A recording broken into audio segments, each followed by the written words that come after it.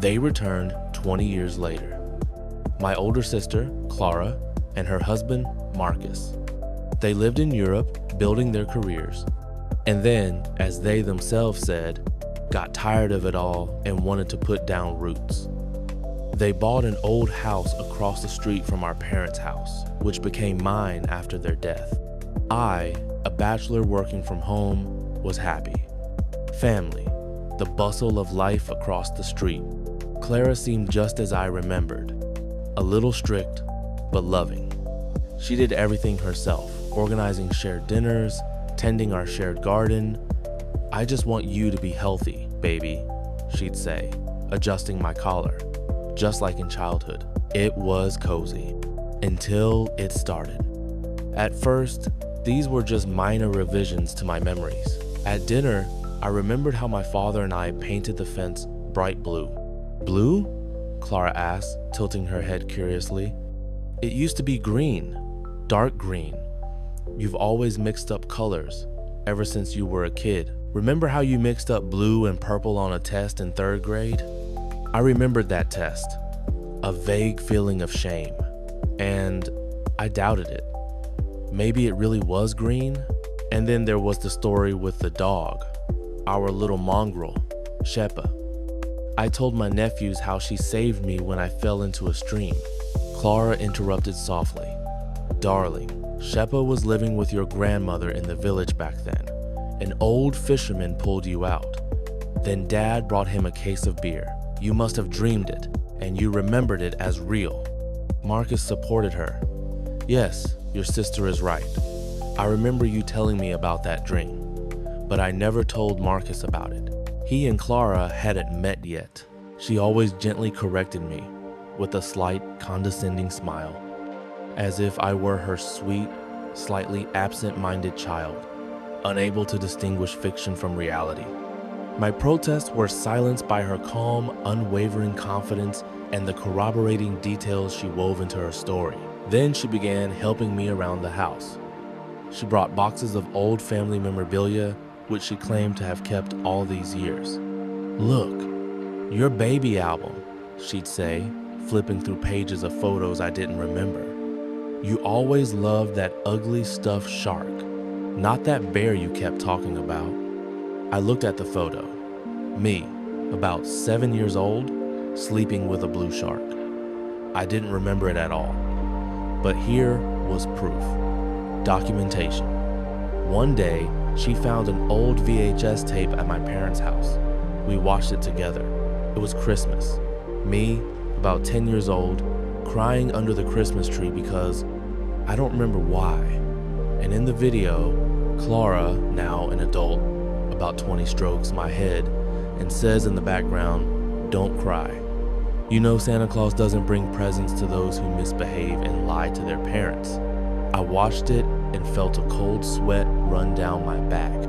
I didn't remember this episode, but I remembered that all-consuming childhood fear that I'd done something terrible and would be exposed. And there it was, on video. Proof of my badness. I started checking. I started calling old mutual friends. One of them, our neighbor, Uncle Boria, said sheepishly, "Your sister. She called a week ago. She warned me you might call. She said you have memory problems after that old head injury, that you sometimes make things up and genuinely believe them. She advised me not to argue with you, otherwise it would get worse." I didn't have any head trauma. The girl I started dating, smart, ironic, independent, Clara treated her coldly. One day over tea, she said more to Emily than to me. "You need to be careful with Daniel. He's very impressionable. Sometimes he thinks people say or do things that didn't actually happen." Our family therapist once said it's a form of psychological defense. It's not his fault. Emily looked at me with slight bewilderment. And then Clara supposedly accidentally left a folder at my house. It contained printouts of old letters. I didn't write them, but they were from my old, long-forgotten address. And they were creepy, full of paranoia, accusations against my parents, delusional ideas. In one of them, I wrote to Clara that my father was putting something in my food. Elsewhere, I heard voices in the walls. My hand was shaking. I didn't remember any of it. Nothing. The handwriting was similar to mine, but more uneven, as if I was writing in a state of dementia. I rushed over to them. With trembling hands, I threw the folder on the table. "What is this?" Clara looked at the sheets of paper, and her face twisted with pity. A deep, almost maternal grief. Marcus looked away. "Oh, Daniel," she whispered. "I so hoped you'd never see this. It was during that difficult time, after you were discharged. You were so unhappy, so scared." Marcus and I decided to keep this as a memento. To appreciate how far you've come. What difficult time? What discharge? My voice wavered. "From the clinic, dear," she said, so quietly I barely heard her. "You spent almost 6 months there. We didn't tell you about it so as not to traumatize you. The doctor said it would be better if the memories came back on their own, but apparently not all of them." She stood up, came over, and hugged me. I froze. Her voice was right next to my ear, warm and frightening. "It's okay. You're home. You're safe. And we're here to make sure that what happened doesn't happen to you. Again, we're your family. We remember for you." Emily left. She said she was scared and confused. Clara consoled her at the door. "We understand. It's hard. Thank you for trying." I don't go to doctors because Clara will compile a medical history for them. She already has everything: photos, videos, her husband's testimony, maybe even some fake medical records. Who will believe me in the face of this carefully assembled, loving mosaic of my madness? I'm sitting at home. Across the street, the light is on in their living room. Sometimes I catch her glance in the window.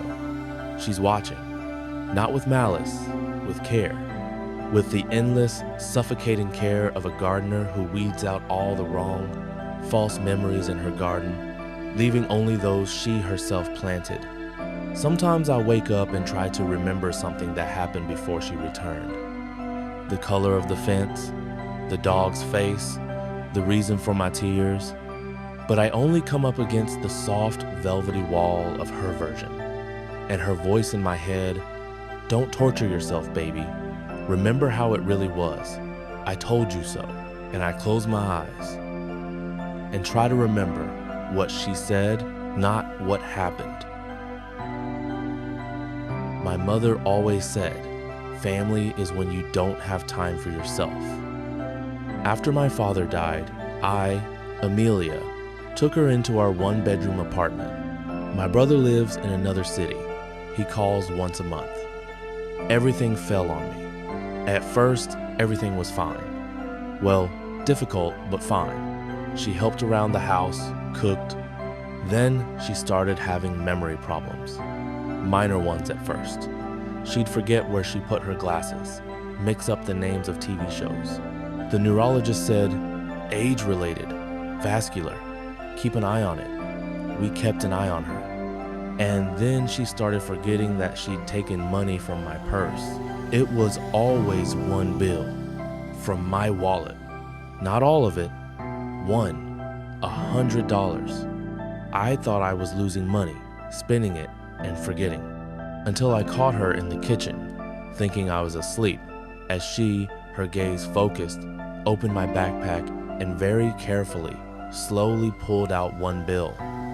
I went in. She shuddered and turned around. There was no fear or guilt on her face. It was an expression of complete and utter bewilderment. "Amelia, what's that in your backpack?" "Money? How careless. Someone could steal it," she said, handing me the very same 1,000 she just pulled out. "Mom, what are you doing?" "Me? I was just checking to see if anything was lying around. You always have a mess," she replied, her eyes filled with pure, impenetrable sincerity. She wasn't pretending. At that moment, she absolutely believed what she was saying. It was scarier than if she'd stolen the money intentionally. A new reality was being created in her mind, one where her actions were noble, and I was an ungrateful daughter, yelling at her mother while she cleaned up. And then it all started with the food. She hid the yogurt I bought for myself in the linen closet. 3 days later, when the soup went bad, she'd show it to me indignantly. I bought it again and forgot, wasted my money. She'd forget she'd turned off the gas under the pot and the soup would burn. She'd confuse my shower gel with floor cleaner and pour it on the sponge, then scream that she was allergic to that cheap chemical. Her memory lapses became strategic. They always affected me.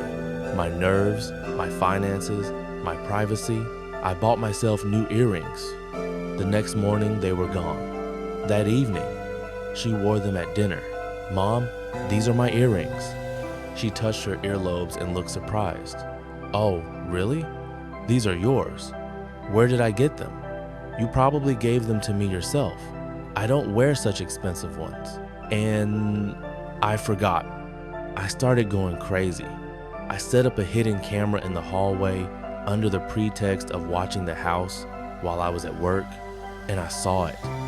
At 3 in the morning, she'd wake up, not like a sleepwalker, but completely lucid. She'd go to the kitchen, open the refrigerator, and rearrange everything. She'd put the milk in the vegetable drawer, the sausage in the freezer, wrap the cheese in a towel. Then she'd go back to bed. In the morning, when I couldn't find the groceries, she'd shake her head. "You're being cranky again. You need to take care of yourself." I took her to a new doctor, for the better. While we were standing in line, she was a sweet, slightly confused older woman. And when we entered the office, she took the doctor's hand and quietly, in a trembling voice, said, "Doctor, help my daughter. She's so tired, so nervous. She's making it all up. Sometimes she thinks I'm taking money, sometimes hiding something. I'm so afraid for her."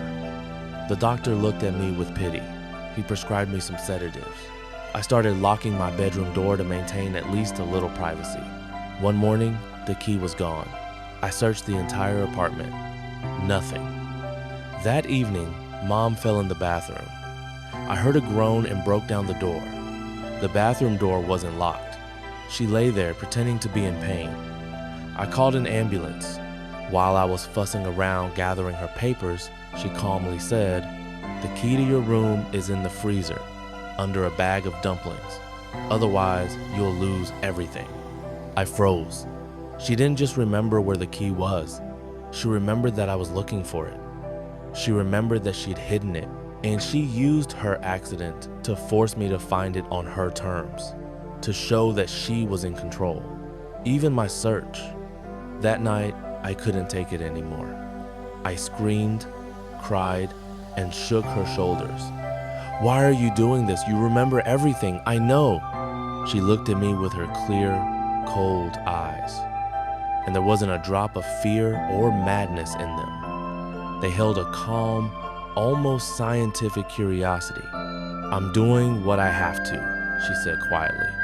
"Your grandmother did this to me, and her mother did this to her. It's so you don't get cocky, so you remember who's boss around here. Even if that boss is old and helpless, the helpless are always stronger. You'll understand this when I'm dead, and you'll have no one to blame for your failures." And then her face became a mask of confusion again. "Oh, Amelia, what are we doing? Are you nervous again? Take some valerian, dear.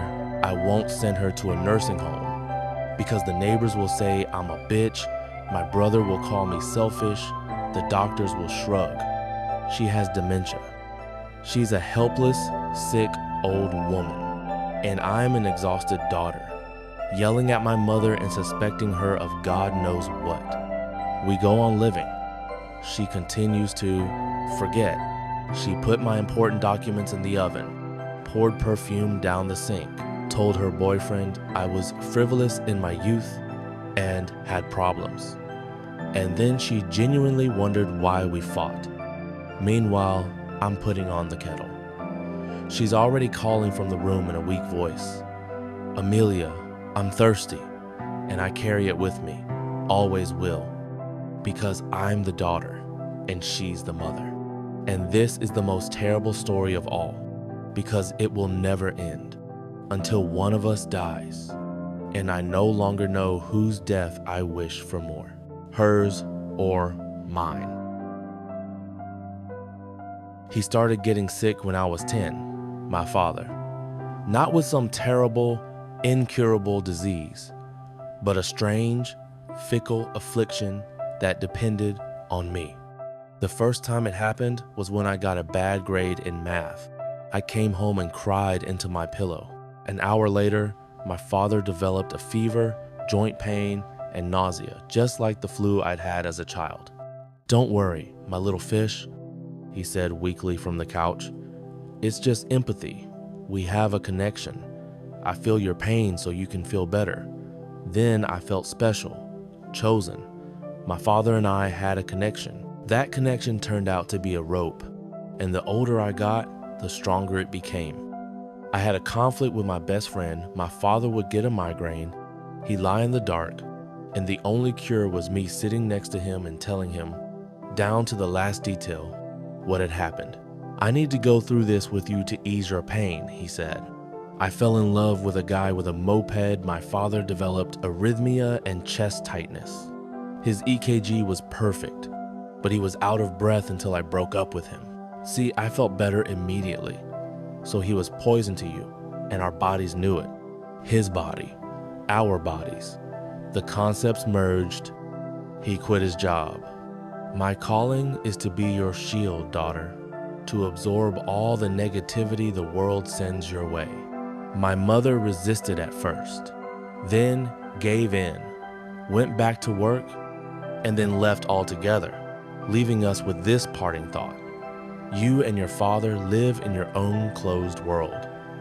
You don't need anyone else. We really did live, just the two of us. He cooked me healthy meals because unhealthy food gave him heartburn, picked out my clothes, synthetic items gave him allergic rashes, and studied with me all night his blood pressure spikes due to stress.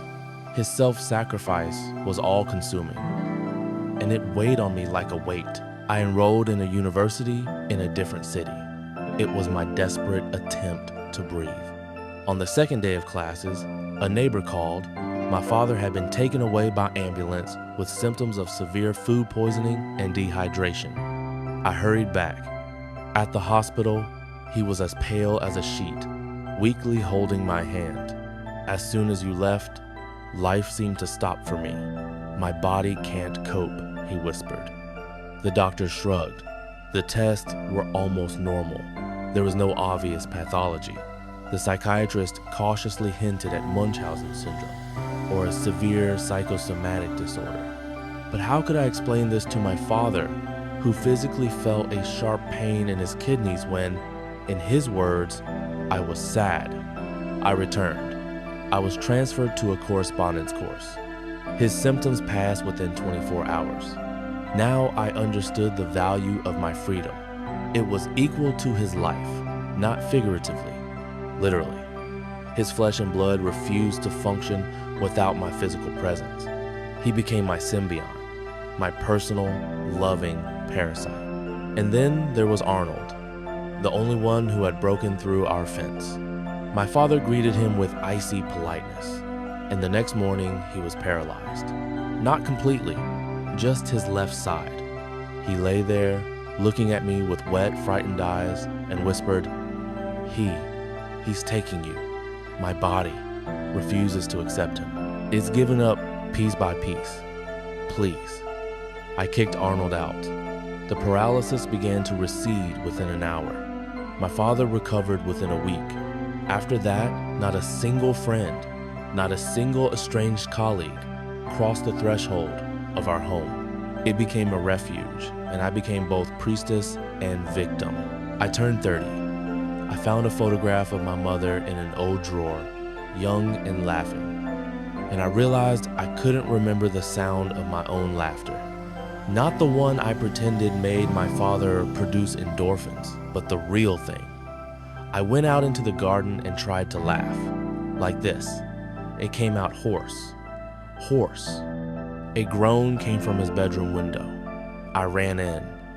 He was sitting on the bed, clutching his chest, his face, distorted, physical pain. What happened, daughter? He squeezed out. It hurts here, like a knife. Did something happen? You tried to be happy without me? It wasn't a question. It was a diagnosis. His body diagnosed my attempt to find happiness alone as a mortal threat, and it responded with pain.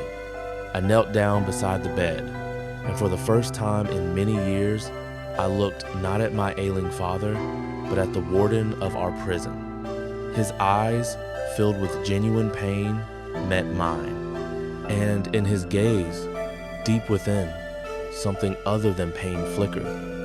Satisfaction. Momentary, like a flash, and then swallowed by martyrdom. He sensed my awareness, and his flesh responded with a new wave of agony. He wasn't simply taking my pain, he was devouring my joy, my peace, my independence to feed his illness. An illness called fatherly love. We are sitting in the living room. He is dozing in a chair, hooked up to a portable monitor he bought with my first paycheck. He is tracking his stats. On the screen, a flat green line. As long as I am here, as long as I am quiet, as long as I am an extension of his will. I don't hate him. Hatred is a vivid, clear emotion, but I'm not separate from it. There's only us, our pressure, our heartbeat, our survival, and there's no way out. Because if I leave, he'll die and I'll become a murderer. And if I stay, I'll die, piece by piece, little by little, starting with laughter. Sometimes I catch myself waiting for his heart to finally give up on this eternal, sacred sacrifice. And then I'll feel, relief? Or just silence? An emptiness in which not even the echo of my own voice can be heard. Her name is Mia. She's 10 years old. She sleeps in the next room, or pretends to. I check her breath at the door. Not out of love, not out of terror, because I no longer know who's under the covers with the kittens. It all started with a stuffy nose, with the loss of smell, the smell of the cookies I bake on Saturdays, the smell of coffee in the morning, the smell of her strawberry shampoo, which she adored. No smell, she shrugged. Nothing. At first, I thought it was post-COVID syndrome, an allergy. The otolaryngologist shrugged. Physically, everything was fine. Then she lost her taste buds. She refused grandma's meatballs. They taste like cardboard. She refused orange juice, like water. She started eating only white foods, boiled rice, plain pasta, white bread, boiled chicken breast, all without salt. It's the only thing that doesn't disgust me. My husband and I secretly sampled her food. It was tasteless as paper, but not disgusting. Everything else seemed rotten and poisonous to her. We chalked it up to a strange age. Oh well, she's picky. It'll pass. But it didn't. It spread to sounds. She started complaining about my hugs. You're breathing too loudly, Mom. My ears hurt. When my husband played the radio in the background in the garage, he drove her into fits of irritation.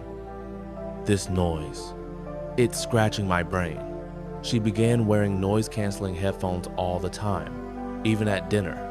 Her world narrowed. First, our smells disappeared, then our sounds. Then it came to touch. Any touch other than the lightest, like her fingertips, became painful for her. My skin is burning, she said, pulling away.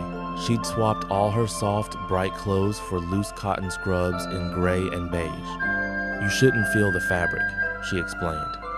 Doctors, psychologists, neurologists. One diagnosed sensory hypersensitivity, another suggested autism spectrum disorder, a third talked about an anxiety disorder. They prescribed diets, therapy, supplements. Nothing helped. Mia quietly but steadily shut herself off from the world of physical sensations that my husband and I represented to her. And then I found her notebook, Not a diary, a catalog. She kept detailed notes, not what I feel, but what triggers aversion. Columns: stimulus, pain, aversion, intensity, 1 to 10, source. And there, in the source column, I saw a pattern that made my blood run cold. Q, the smell of vanilla. Intensity. 8, source, mom. The aroma and memory of her pie. False sweetness, hypocrisy. Q, the sound of a man's laughter. Intensity. 9, source, father. Hidden aggression masquerading as kindness. Q, the texture of a wool blanket. Intensity. 7, source, grandma, a gift, an attempt to bind, to limit. She didn't simply lose her feelings, she translated them into the language of meaning. And the meaning she found in our most mundane manifestations were monstrous. Our care, our laughter, our gifts in her deciphered perception, they were a toxic attack, a lie, violence. I tried to speak. Mia, that's not true. We love you. She looked at me with her huge, now always slightly distant eyes, and she said quietly, without malice, as if stating a fact, "Love shouldn't stink, Mom. It shouldn't hurt your ears. It shouldn't burn your skin. Your love is toxic. My body rejects it. On a cellular level, I can't control it. It's self-defense." That was her diagnosis for us. We are a toxic irritant. And her anosmia, her tinnitus, her allodynia, these aren't diseases. They were an immune reaction. Her body and psyche rejected us as a foreign, harmful protein. Now we live by a protocol. It's written down in her notebook and hanging on the refrigerator. Keep at least 2 meters away. Don't use perfume, scented deodorants, or scented candles. Whisper or message her in a group chat. Don't try to touch her, even accidentally. Prepare her food in separate, specially washed dishes. Don't look her directly in the eye for more than 3 seconds. This is a tactile gaze, which can cause tension. My husband almost never comes home. He lives in the garage. He hates the fact that his laughter hurts his daughter 9 times out of 10. I follow protocol. I'm a lab technician in a sterile area where my daughter is both the research subject and the lead scientist. Sometimes, when I quietly, wearing gloves, place her snow-white plate of white rice on the threshold of her room, I see her looking at me through the crack in the door. There's no hatred in her gaze. There's cold, scientific interest, and relief that I'm following the rules, that I'm not polluting her world with my toxic presence. And you can't argue with that. It's impossible to prove that your perfume smells like perfume, not a lie. That your laughter isn't a mask of aggression, but laughter. It's her reality, her undeniable physiological truth. I stand by the door and listen to her breathing behind it. I know I love her, but I also know that my love, in its purest, most tender form, is like a bright flash of light to her tortured eyes. Agony. And so I turn off the light and freeze and try not to breathe. That's it. He always arrived at 5, punctually. The knock on the door was soft but firm, as if he were timing it with a stopwatch. My uncle Arnie, not a blood relative, but my stepfather's brother. After my father died, he took us under his wing. That's what he called it. At first, my mother was grateful.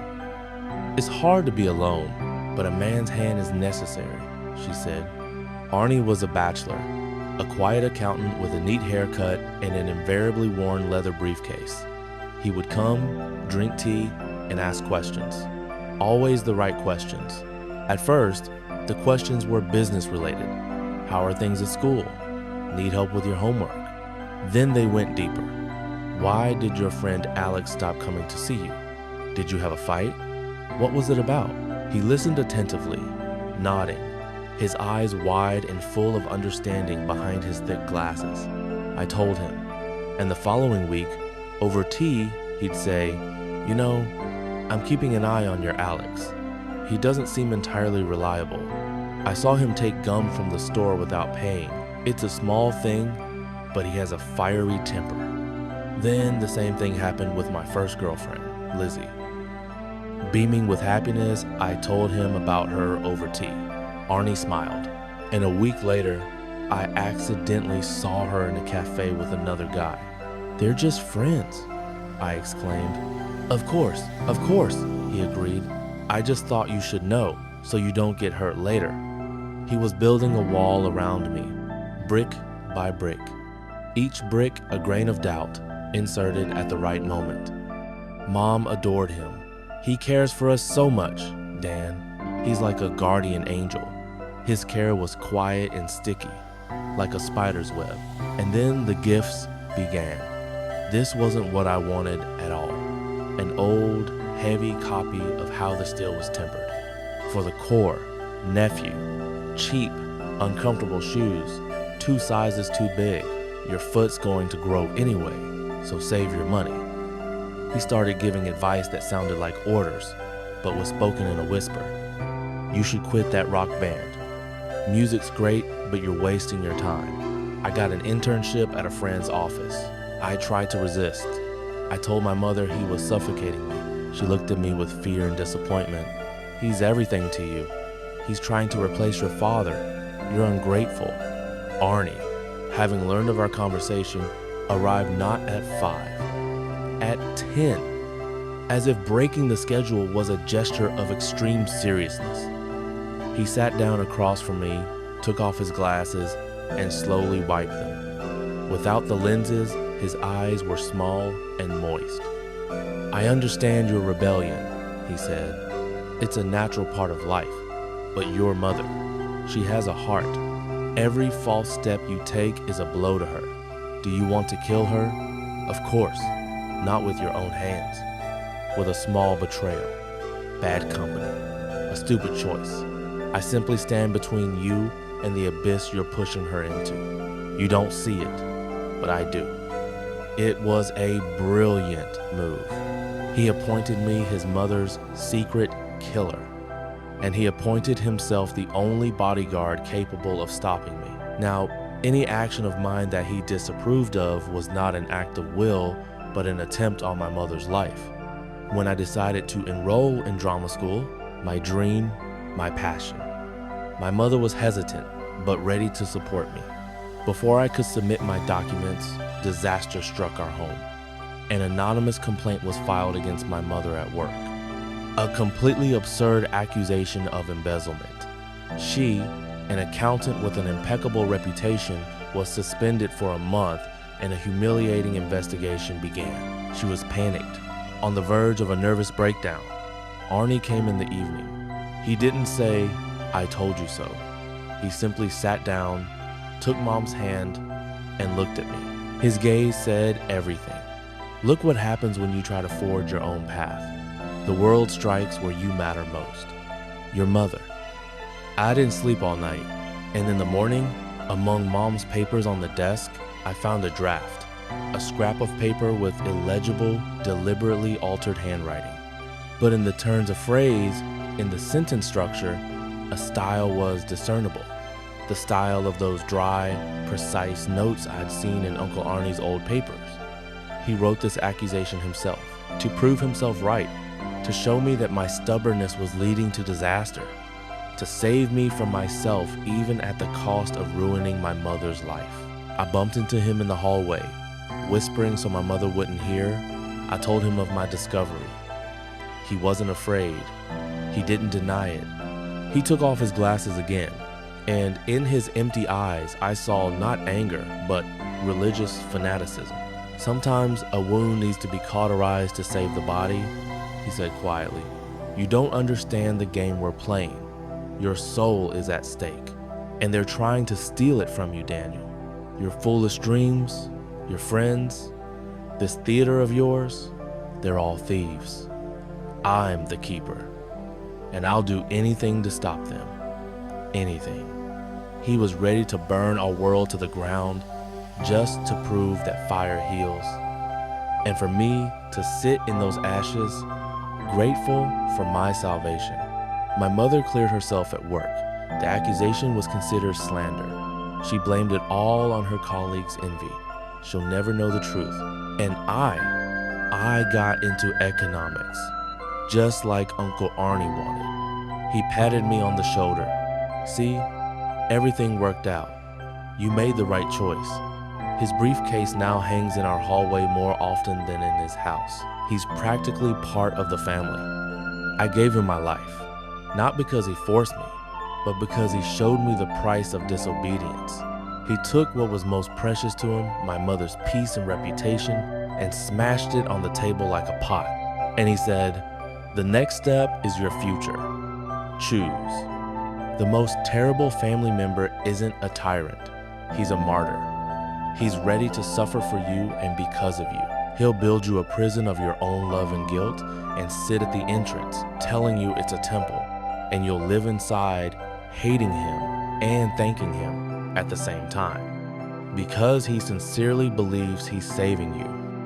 For myself, he won, not because I love him, but because I fear the price of my freedom.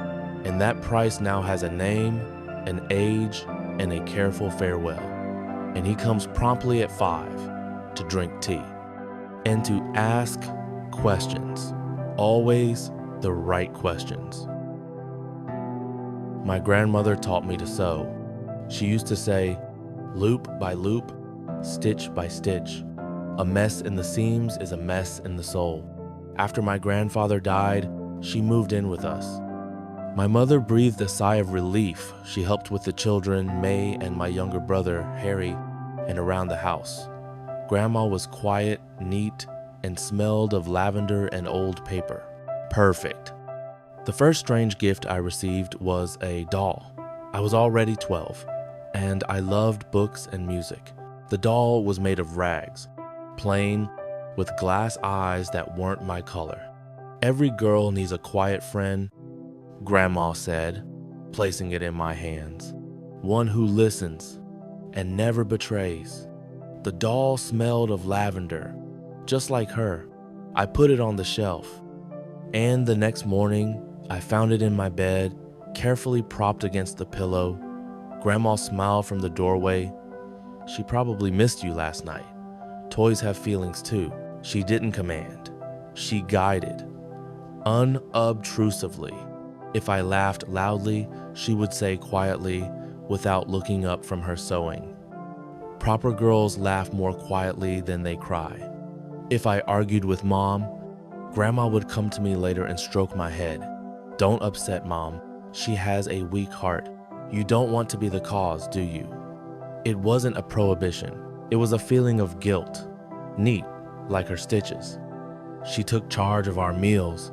She cooked simple, bland dishes, porridge, stewed vegetables, jelly. Food should strengthen the spirit, not inflame passions, she said. My favorite chips and chocolate began to disappear from the cupboards. Grandma would shake her head sadly. Probably the mice. Or do you forget where you put them, dear? She began keeping a diary of our well-being. She wrote down what we ate, how we slept, our moods. By the way, she'd say to Mom. And Mom, tired after work, would simply nod. You're such a good girl, Mom. Then the kitchen conversations would begin. Grandma would sit Harry or me in front of her, put out a cup of herbal tea, and start asking questions about school, about friends, not like a loving relative, but like an investigator. Why did your friend Amy cut her hair so short? Is it rebellion? What do her parents say about it? She'd comment on all our answers with a quiet, I see, or interesting, and something would click in her eyes, as if she were entering data into an invisible catalog. She began rearranging things. At first, subtly. She'd rearrange the toothbrushes in the cup according to their rank. Then she hung up the towels in the bathroom again, replacing our bright ones with her own gray-beige ones, washed to the point of rags.